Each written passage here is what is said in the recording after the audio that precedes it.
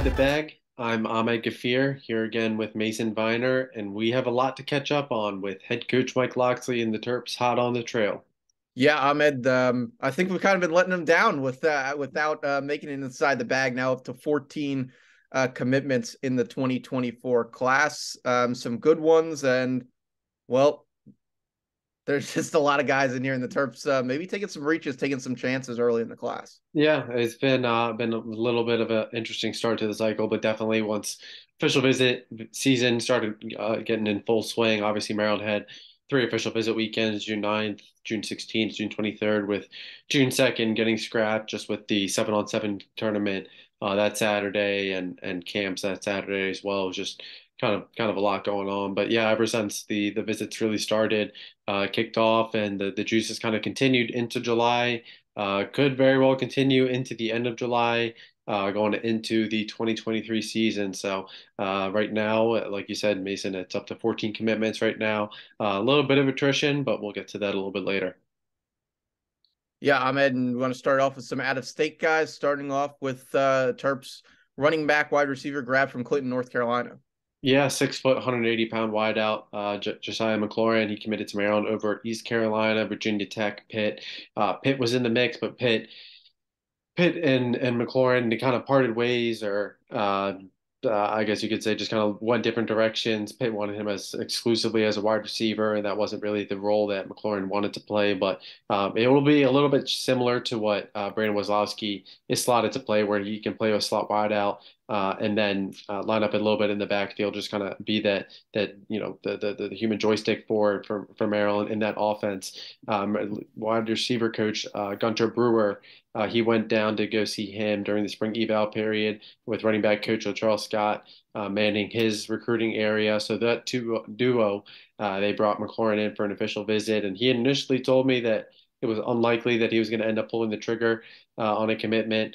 But when he came onto campus that June 16th weekend, by Sunday, he was Maryland's first visitor to go public that weekend. So definitely a shifty wideout.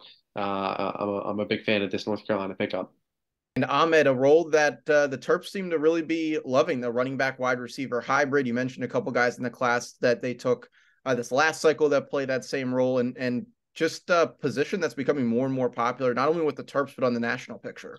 Yeah, and I think it's just kind of when you look at Maryland, a lot of the skill players that they've looked at these last two cycles, they've all been primarily guys that have excelled track and field speed, and McLaurin is fits that mold to a T exactly. So when you talk about just kind of that fit in the offense, I think it's kind of a seamless transition. And then when you talk about Maryland's passing attack, how they spread the ball, vertically and sideline to sideline. I think, a guy like McLaurin definitely has a role in that offense with the chance to kind of get the ball in space and make some plays. And we'll head down south to Florida, where Maryland has been gaining quickly. Let's start off with linebacker Kiari James. Yeah, he's an exceptional athlete on and off the field. Just talked to his coach a little bit ago, got a 1300 plus on his SAT. He was a guy, he visited campus back on March 1st with a couple of other of his teammates. And immediately, I believe it was that evening, actually, a source had told me that they were really impressed with Chiari and the other visitors from Clearwater. Chiari, he's going to come in as a Mike backer. Started playing football a couple of years ago, played in Canada before making that move over to Clearwater, going into his junior season. Like I said, he was a guy that Maryland liked ever since he took his official or unofficial visit.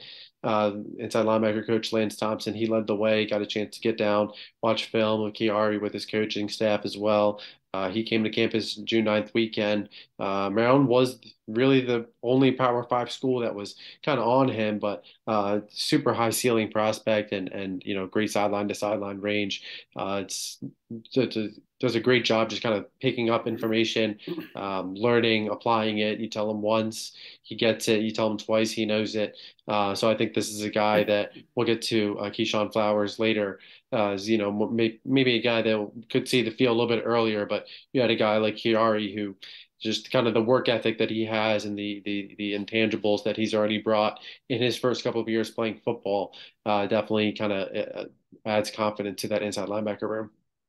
Yeah, and definitely a spot the Terps are going to need to add depth. Got a couple of players that this is their last year of eligibility, and Maryland continuing to cement that middle of the field in that linebacker spot. And then here's one, Ahmed, that you don't hear very often. The Terps' second commit right now at the state of Florida, a flip from FIU, but also Texas A&M and Louisville were the other teams in the mix. Yeah, Larry Darver. He was a guy. A defensive coordinator, Brian Williams, got a chance to go down, watch him in track practice, accepted an offer. Maryland was pretty much immediately in the mix to flip him. Since Brian Williams went down, cornerback coach Henry Baker did a really good job reaching out to him. Texas A&M hosted him for an official visit. I believe it was the June 9th weekend before Tarver came down June 23rd. Immediately coming out of the weekend, I was expecting him to decommit. Did not expect him to flip that early. But yeah, he had initially told the coaching staff that Monday after his official visit that he'd given word. And he's another guy, when you talk about McLaurin, just the skill guys adding speed, he's another guy where he has that true speed.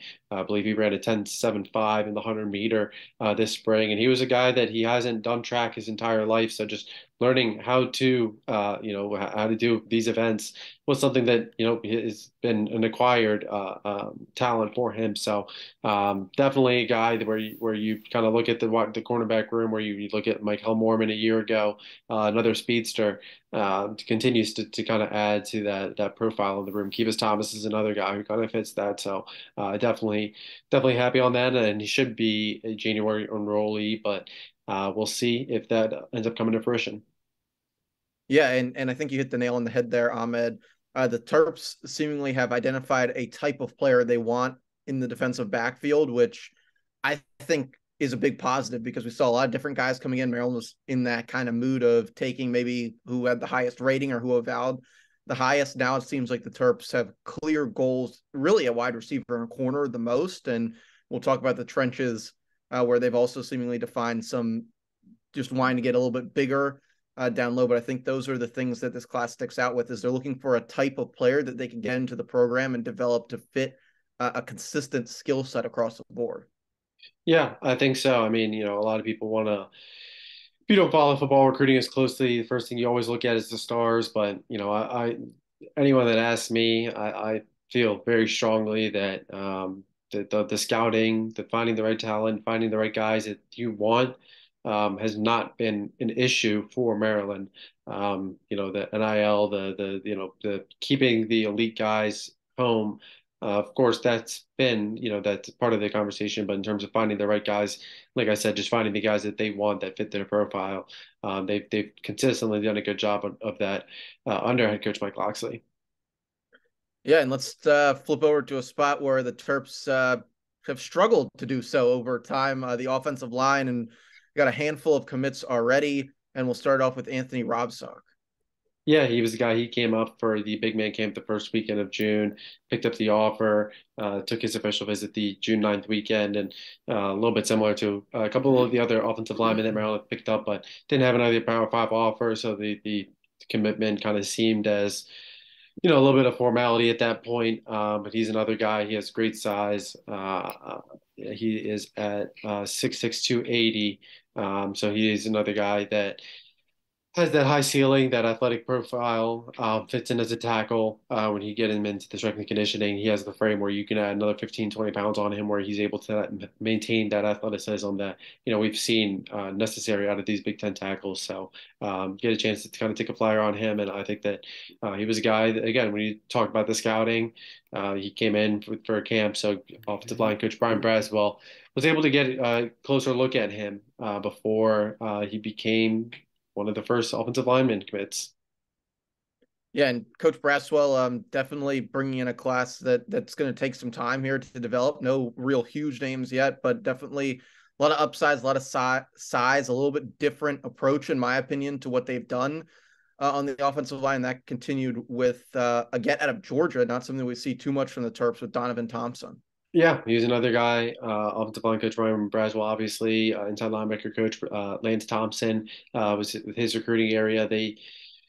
extended an offer in early May, I believe May 9th was the date, if I'm not mistaken. 6'4", 302-pound offensive lineman, where kind of fits more the profile of a swing guard, but he can be a tackle. Excuse me, 6'5", not 6'4". But he's another guy, a bigger tackle where he kind of fit that mold. Obviously, there was some familiarity as well between Donovan's uncle and Mike Locksley, who knew each other way back in the day as well. So he was another guy. He was the first guy to pull the trigger at that June 23rd weekend. So similar to Rob Sock, where Maryland was able to kind of get eyes on him before pulling the trigger. He's another guy that kind of gives them that size to kind of solidify the future of the room. Yeah, and the Terps continue the role in Pennsylvania. Another guy, it seems like Locksley always knows everybody. His high school coach played with Locksley at Towson. Yeah, that's right. Michael McMonigal, excuse me, 6'6", 290-pound lineman, kind of similar to the others, but he had Maryland and Syracuse in that top two. Maryland pulled the trigger. He came down for the big man camp, picked up the offer. He promptly visited Maryland again for an unofficial a few days later. That upcoming weekend, he took an official visit to Syracuse where they were trying to dethrone Maryland. But like you said, Loxley was able to play with his head coach in high school back in Towson back in the day. So there was obviously a chance for Maryland to get the leg up, getting him to campus, and obviously being able to work out with Brian Braswell. It gave McMonigal some of the familiarity within the program, what the fit is on and off the field. So when he came back for his June 16th official visit, he was another one that ended up pulling the trigger. And like I said, at 6'6", 290, has the frames to kind of be another long-term option at tackle. And rounding out the out-of-state offensive line with lineman with Michael Hershey, 6'5", 265, another Pennsylvania guy. Yeah, he was a guy. He was, playing offensive line, defensive line, former wrestler, just like Anthony Robsock as well. Or excuse me, not former, current wrestler. And both of those guys, they're going to be enrolling in next summer. Excuse me, and I believe Hershey's doing that all in because of his wrestling career. But for Hershey, he was also drawing some interest on the defensive side of the ball. But he got a chance to work out with offensive line coach Brian Braswell the Wednesday before he took his official visit, that June 16th weekend. So, like I said, just kind of some of the other guys, once Maryland was kind of able to get an eye on him and kind of gave the green light, brought him in for an official visit. And anytime you bring in someone for an official visit, you want a commitment. You're either pressing for it or you're going for it, whether it's that weekend or down the line. So Maryland was the only Power Five offer, so it just kind of ended up being a perfect match after that. Now, when you hear in some of these guys that Maryland's only Power Five offer, is that a space of concern? Is Locksley's staff, ahead of the game in scouting like they've been in the past, or are they just identifying more of a player type that they want to bring in to play down in the trenches? Yeah, I think, part of it's, just the numbers in the offensive line are a little bit thin. So, just bolster, take the chance and kind of restock the room. But then again, like I talked about, they know the profile of the guys that they want.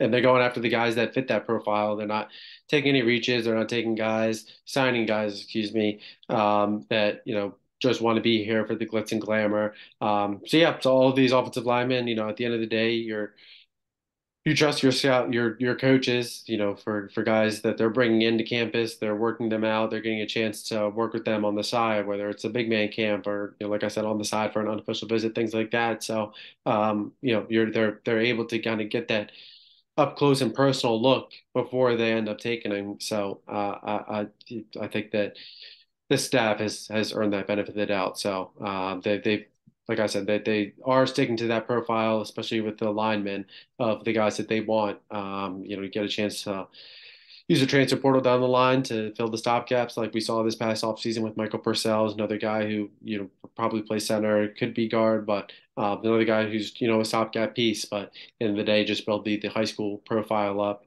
and go from there. And now switching over to the locals, we'll finish out with the offensive lineman. Terps getting back in action with DeMatha. Yeah, Terez Davis, 6'6", 260 or 280-pound lineman. He was someone that, he's a really intriguing prospect and arguably, in my opinion, the most intriguing prospect within the DMV. He was a guy who played tight end and defensive line last year, and he's making the exclusive transition to offensive tackle. And he was always drawing the interest at offensive tackle, but just being able to, be at 6'7", and being able to play tight end, move like that, is kind of a testament to just his athleticism. And Maryland wasn't always heavily in the mix. Georgia Tech had the buzz. I remember talking to a source at the Under Armour camp, and it sounded like Georgia Tech was kind of the school in best position to land him. And Maryland turned up the heat right at the beginning of June, brought him in to campus for an unofficial visit. The Friday of the first weekend of June, I believe that was actually June 1st because the June 2nd was the second day that he visited. And that was for the big man camp. He got a brief chance to get back to campus. Obviously, DeMatha was in action for the 7-on-7. He got a chance to talk to head coach Mike Locksley. Georgia Tech ended up fading. Maryland did a great job. Those two unofficial visits really helped solidify it. Syracuse was in the mix as well. And after Terez ended up committing, Terez ended up taking a Syracuse official visit, but returned to College Park 1 week later for his Maryland official visit to kind of seal the deal. And Terez is behind the scenes been a big asset in trying to help recruit other local talent to College Park with him. Yeah, the next guy that we're going to hit on is one that I know is pretty much has to be high on the list of everybody that's watching. That is a Spalding linebacker, Keyshawn Flowers, and the Terps making a really, really good relationship over at Spalding, who's been picking it up across the board with athletics. Yeah, they really have. And Flowers, he's a guy. I mean, I remember when I, first got a chance to really delve in on him, and he kind of served on my radar in the midst of his junior year. He kind of does everything kind of similar to like Kellen Wyatt did 2 years ago for Spalding. So really productive linebacker, newer to the position, 6'2", 215 pounds, where he's another guy who can play inside linebacker, committed to Maryland over Miami and Notre Dame. And Miami was real. Miami hosted him. They were first up for an official visit, and they were going full steam ahead. They wanted him to commit. And I think the fact that he actually didn't end up committing kind of left some sour grapes down in Coral Gables because Flowers, as I reported, was intent on playing out the process, taking his official visits to Notre Dame, then Maryland, and then making a decision. So I think Maryland did a really good job. Inside linebacker coach Lance Thompson, defense coordinator Brian Williams, as the position and area recruiter, did a really good job. And he came in first official that June 23rd weekend. I believe that Tuesday night was when I officially got word that Flowers was coming to Maryland, but there was a lot of confidence coming out of that visit on both him and Flowers cornerback Lloyd Irvin, who obviously committed as well. Yeah, and let's just continue on with Irvin, who committed to the Terps over Wisconsin, Boston College, and West Virginia. Yeah, he was a guy that Maryland's liked a long, long time now in this process. Cornerback coach Henry Baker did a really good job, and credit to him because former assistant Elijah Brooks was the lead at Flowers, and you could kind of feel a little bit of an effect, when Brooks left, just with local recruiting, some guys just kind of losing that connection. But Baker did a really good job both on and off the field. I think Baker's track record as well, his time in the NFL, working in obviously just sending Deonte Banks and Jacorian Bennett to the NFL draft just a couple months ago. I think that's kind of the cherry on top for Lloyd Irvin. And when you talk a lot about the speed that Maryland's added, and Larry Tarver, who joins Lakai Rowland in that cornerback room this cycle. Lloyd Irvin, 6'3", 175 pounds, is not, he's quick, he's fast, but it's not the type of corner that he is. He's breast man corner. He's very technically sound. I think the fact that he's so precise about the details of the position is a big reason why him and Baker meshed so well together because Baker, you talk to anyone about just how he coaches, he's very, very big on honing in on the technique, the fundamentals of the game. So I think that kind of helps, and I think Irvin does a really good job. He does really good fit as a boundary corner for Maryland to kind of restock that room, as we mentioned, losing two guys last year and probably losing another two guys this year. And the Terps rounding out the commitments pick up a St. Francis running back in their first 4-star of the cycle. Yeah, this is a really good pickup, I think. Dewan Williams running back who split the backfield carries with Charlotte running back Darrell Robinson a season ago. But Devon Williams really showed traits of being that every down back. It looks like he might be missing a good bit of his senior season at this point, but he got a chance to take his official visit to Maryland the weekend of June 23rd. Committed to Maryland for Boston College. Where he took his official visit the weekend prior. Maryland did a really good job just kind of throughout his recruitment. You know, Williams was a frequent visitor last year for a couple of the games. His mom came to campus as well. His mom has always been an avid supporter both of Mike Locksley, of the staff, of Maryland, of DeJuan staying closer to home. So I think this was a guy that Maryland kind of always had the leg up on and kind of maybe the inside track. And was a good job by inside linebacker coach Lane Thompson as the area recruiter. And Latrell Scott, who was able to sit down with DeJuan Williams a couple times this spring before that official visit to kind of bolster the relationship to kind of make this a layup for Maryland. Yeah, and before we get over to a little bit of the hot board, the Terps lose a commit over the weekend to Alabama. Yeah, it seemed like it was kind of bound to happen once he started picking up the bigger offers. Initially, coming out of his official visit weekend, the June 23rd weekend, the initial feedback was that it was, looking like it was not taking other visits. And I was a little bit skeptical, but, that is what it is. And yeah, it just kind of seemed like the big time, the premier offers, obviously, bolstering your profile, getting the ratings, that kind of ended up taking precedent in this recruitment. So at the end of the day, I think Maryland did a really good job. They found two guys, Keyshawn Flowers, Kiari James. Both those guys are committed to Maryland for the right reasons. Um, yeah, Arconco, obviously, he announced his commitment to Alabama the very next day. So, like I said, I think of many expected it. So it kind of is what it is. So it will be interesting to see what ends up happening with Maryland's chances with Brian Robinson, who Brandon Collier is also managing in his recruitment. Yeah, now let's flip over. Targets to know is what's on your notes for it, Ahmed. Let's start off at quarterback. Maybe a spot where the Terps are going to look to add a player in Christian Martin. Yeah, they've been on Christian Martin really since last fall. Former offensive coordinator Dan Enos got a chance to watch him his junior year.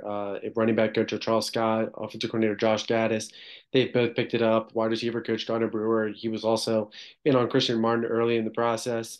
Maryland, Virginia Tech, UVA, all three of those schools were kind of jockeying for position. UVA was a school that did a really good job. They had some familiarity, the strength of the relationships, and obviously their academics really carried weight. But Maryland's kind of had some juice in them in this recruitment since that June 23rd weekend when Martin did come up to College Park for his official visit. So still kind of battling it out, but should be an end of the month decision.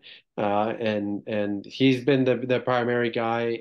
I think if they do miss out, they'll probably turn up the heat on Trevor Jackson, who is down at Jones High School, who's tentatively set to visit on July 29th. Yeah, Jones, a spot the Terps have had some success in. Ahmed, a lot of guys from Virginia on both the hot board and on the commit list for the Terps so far this cycle. Is there more of an emphasis towards breaking into Virginia? Yeah, I think, running back coach Charles Scott, you look at his past, obviously his experience just coaching extensively in the state of Virginia. The recruiting Virginia has been an emphasis for really the last couple of years, but has been a key emphasis the last 2 years for Maryland. Last 3 years, if look at Zon Burden when he came in to try and chip in a little bit there. Maryland has been unsuccessful, but Latrell Scott's been able to kind of dip into that as well. I think having Josh Gaddis as well, just kind of his resume, Mike Locksley's resume, the offensive style. I think kind of all of that kind of adds into it. But I think Latrell Scott has definitely kind of been able to really add into what Maryland started with both Gunnar Brewer and Lance Thompson, who both really did a great job trying to delve in and build relationships in Northern Virginia and the 757. Yeah, and we'll stay in the state of Virginia with Mountain View defensive lineman Eric Mensah, who the Terps are competing with Virginia Tech, and Ohio State is hiding in the shadows. Yeah, more ask around. It sounds like Ohio State might be lurking a little too much on this, so we'll think that that might be the biggest thing to kind of watch in his recruitment. I kind of expect him to make a decision possibly at the end of the month. I think a summer decision is probably more likely.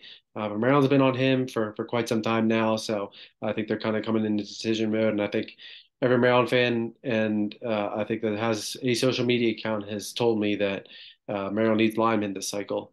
So they got their offensive linemen. We'll see on a couple more, but Mensa's definitely a guy to know on the defensive side of the ball.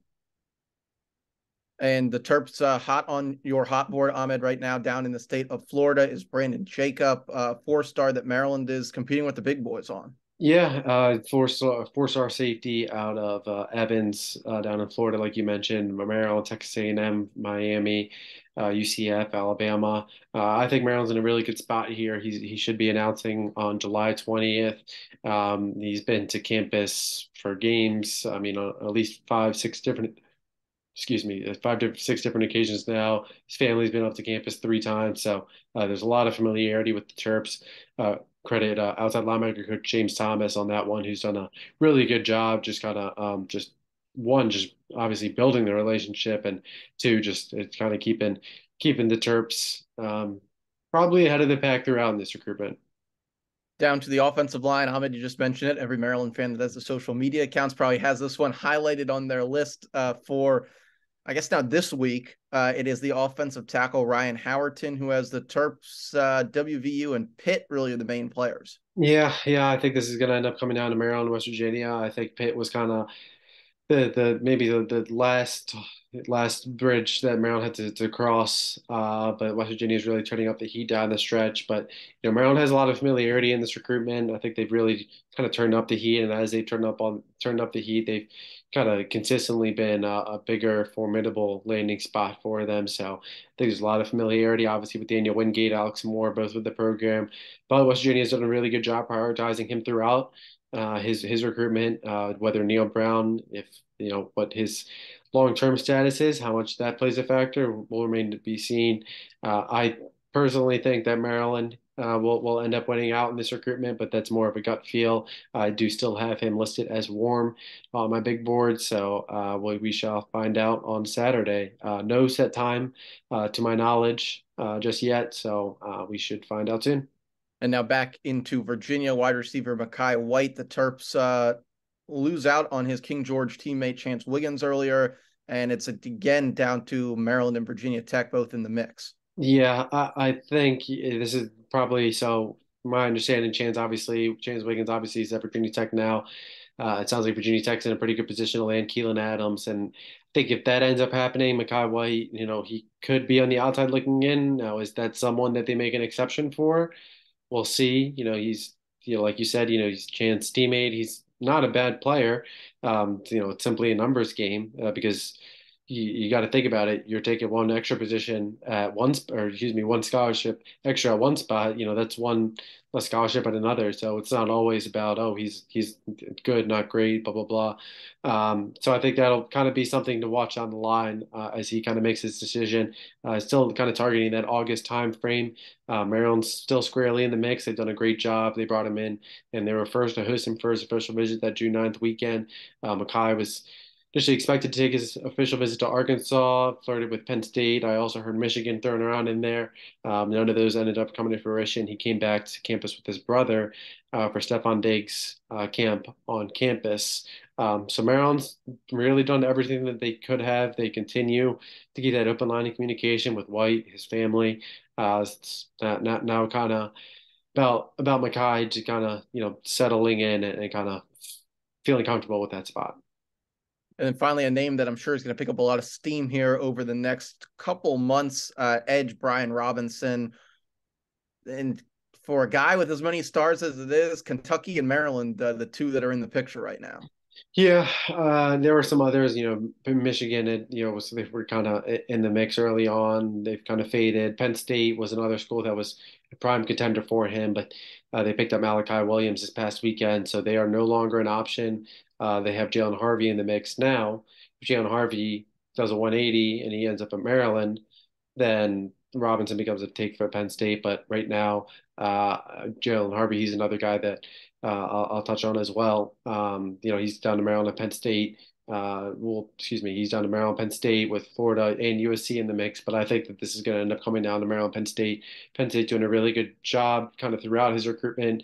Needs to kind of settle in on and close on the NIL side of things, where Penn State really has brought up some concerns, and Maryland has kind of had the most to gain. Maryland's done a really good job on his recruitment, done a good job with his family, with his dad, mom, just kind of his entire camp throughout. So I think if Maryland's able to kind of turn a 180, like I mentioned, and land Jalen Harvey, then maybe Brian Robinson, maybe he ends up elsewhere, maybe he ends up at Penn State. So I do think that those recruitments are going to be something that we need to watch together. Brian Robinson hasn't publicly said, what that exact timeline does look like. It does sound like, a summer timeline is more likely rather than extending it into fall. Jalen Harvey, I think that he'll end up making his decision probably in August, so maybe late July. So we'll see on that, uh, but definitely two targets to keep an eye on for Maryland fans. Yeah, let's talk about the size of this class here for a minute. Maryland right now, they sit at 15. We just went over some targets to know about, guys to watch, some that are coming down to decisions this week that the Terps have a good shot at, definitely a few over the next couple weeks. Where does Maryland sit in terms of class size, and how many spots really do you see opening up? Yeah, I still think, at the end of the day, I thought Justin Okoronkwo, he would have been really the only guy that I would have had, impossible, flip watch out of this class. You kind of going through the commit list. There's really no one that right now. Obviously, things can change, but there's no one right now that kind of jumps out and says, he could be a concern. Lakai Rowland, he had entertained some visits. He took an official visit to Louisville, but I think, as of right now, it's more likely he stays in the class. Larry Tarver, he mentioned he was going to take an official visit to Louisville. We'll see if that ends up coming to fruition, but yeah, I think outside of that, Brown's in a good spot, and they'll very most likely they'll end up taking that full 25-man class. Yeah, and that's something that I'm sure Terps fans at this point are expecting, just with how close Maryland plays it with some guys when it comes down to signing day, especially in the early period and the late period. Kind of, unfortunately, I guess for me, because I still remember when that there was just the one signing window. It was such a I great remember, time for yep. recruiting, but now it's gone. There's only usually one or two guys that float down towards that. Where are they looking to add the most here? It seems like they've got a well-rounded class, something that I don't really think we've seen as much at this stage from this Loxley coaching staff. Yeah, I think obviously, keep bolstering on the offensive line, close on a couple of these targets, flip on the other side of the ball, get a couple of defensive linemen, get, close on a couple of edge guys, and then, we'll see maybe, Mackay ends up elsewhere. Maybe, they find another wide receiver if they're if the right one comes up. But outside of that, they'll go for a guy like Dylan Jones, take a second running back, and then we'll see. Like I said, they get Christian Martin, Eric Mensah, Brandon Jacob, Ryan Howerton, all those guys. All of a sudden you're at 18 commitments this class. So then all of a sudden space becomes a little bit limited. So I think that the main focus will be in the trenches though. Yeah, and I'm sure that's something that's going to put a lot of smiles on the face of Terps fans that are watching us here. Last question, and I think this is something that you and I have talked about here, talked about it a lot in the last class.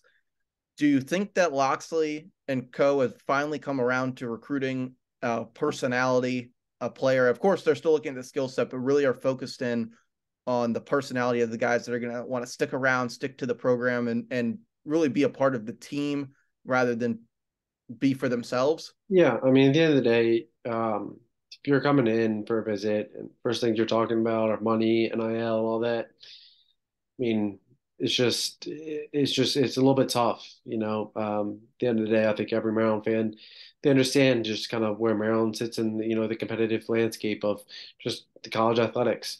So you're not going to be taking a kid that's going to be bag chasing the entire time. So yeah, Maryland's taking the right guys for the right reasons. Like I said, they're scouting, they're bringing in their guys, they're getting eyes on them during the spring eval period. A lot of these guys are coming back to campus for a camp, and then kind of bringing them in for an official visit. So I think I do think that obviously the NIL we'll see what ends up happening. A lot of changes on both on the Maryland and national landscape. Possibly could change. But I do think that in terms of a profile, in terms of the kids, the guys that they want, Maryland is staying true and true to that. Yeah, and I think that's something that I know that I like to hear. I think that's where they really need, especially the both sides of the line. They need to focus more on developing long-term pieces rather than having to try and find guys. Really, what happened to the offensive line this year is the thing you almost hope to avoid. We're going to bring in what could end up being, I think, 4 transfers that are starting, 3 right now, kind of your best case scenario. I don't think that's something that really helps build a program, especially when you're looking at guys that are grad transfers, and maybe something that a bigger incoming class can fix in the long term. Even if 1 or 2 or 3 guys fall off, you're still in a position 3 to 4 years later where you have veteran guys that know your system that are on the football field for you wearing that Terps jersey. Yeah, exactly. It just helps build the chemistry along the years, things like that. And, obviously, bring in transfers and they're good plug and plays, but then you have to work on, just getting all 5 of them gelled together as one unit. So, that takes time, takes, just comfort, getting familiarity with each other. So, get a chance to, like I said, just continue to use a portal to supplement your roster and continue to build the roster as a whole and then the team culture through the high school recruiting. Ahmed, anything else you want to add?